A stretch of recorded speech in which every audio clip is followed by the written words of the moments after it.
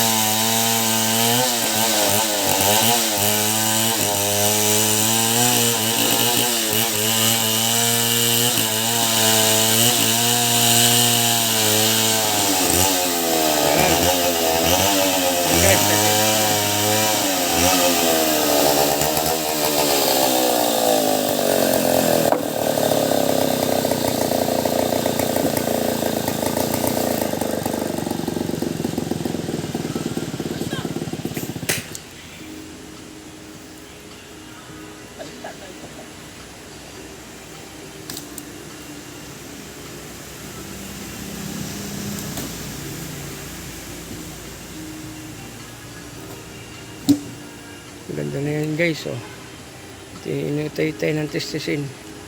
Yan yung pinaghihirapan kanina sa kuryenteng yan. Kuryente ng Meralco. Ayun pa, may isa pa. Sa ano lang ginawa ng NGCP.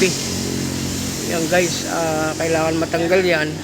At baka disgrasya pa ng tao, kaya pinatanggal na. Ito ay na NGCP, kaya may authorized naman ditong power sway na ito. Gawa ng tatama yung wire ng kuryente, delikado sa tao. Pagka mayroong mga katulad ng bagyo, ay tumatama siya. Kaya pinatanggal na. At saka isa pa, delikado sa bubong. Yun nga guys, so nakita naman ninyo may butas na. Yan, mga tinamaan ng mga nahuhulog na bunga at mga sanga-sanga. Kaya ipinaalis na ng may-ari. Itong mga gagamitin naman na ito, itong mga kahoy ay gagamitin naman sa mga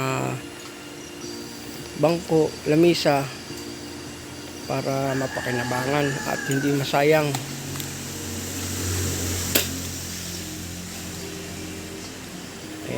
Ayan sila, tinitis na nila para magamit na. At ito yung mga tamanyado naman, yung mga kahoy.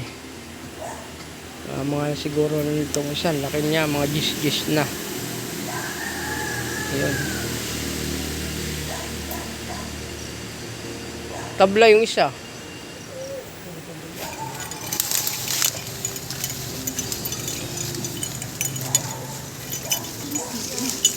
Oh, dulas! Ha? Si tatay po hindi makapasok. Nasa likod ako eh. Ayun yung kape. Kape ka. Tay, kape. Magkape ka muna. Sige guys, at putulin ko na. Hanggang dito na lang muna. Bye bye.